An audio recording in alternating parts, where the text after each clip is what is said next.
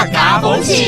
Learn about another voice and culture of Taiwan with We Love Hakka. 现在就让我们加入客家风情，一起发现客家之美。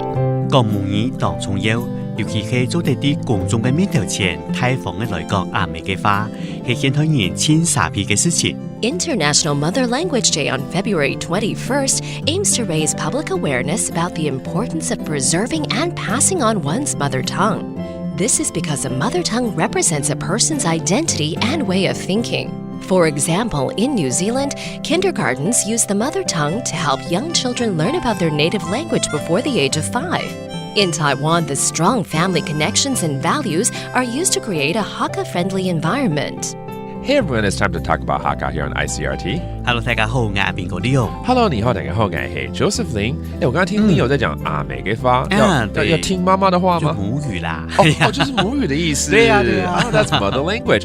剛好這個月2月21號就是世界母語日嘛。沒錯，這個2月21號世界母語日啊，這可是聯合國教科文組織在2000年時候來實施的主要就是要喚醒民眾來保存母語跟傳承母語。我跟你講，這世界各地都非常重要，而且這整個運動其實在世界各地都有在共襄盛舉。然後據我所知是從50年代印度開始，因為印度的方言實在是太多了。對啊。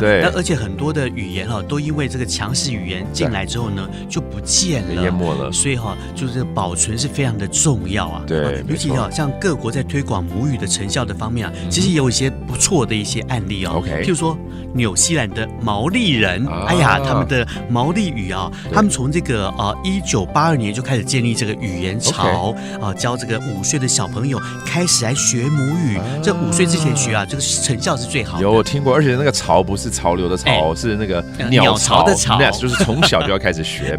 對。然後呢，像這個芬蘭的這個瑞典語呀，這也是非常的受到重視啊。像芬蘭的母語教育，他們的提倡說要把母語學好，然後學什麼語言都很簡單。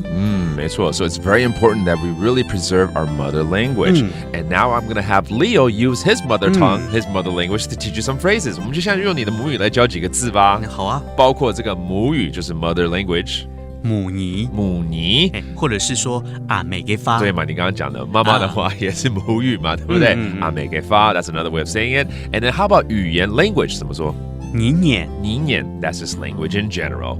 Again, it's happening on February 21st, International Mother Language Day. Thank you for listening to Talk About Hakka. 什麼大家？漢字寫上來了。客家風情由客家委員會監製。 We Love Hakka has been brought to you by the Hakka Affairs Council.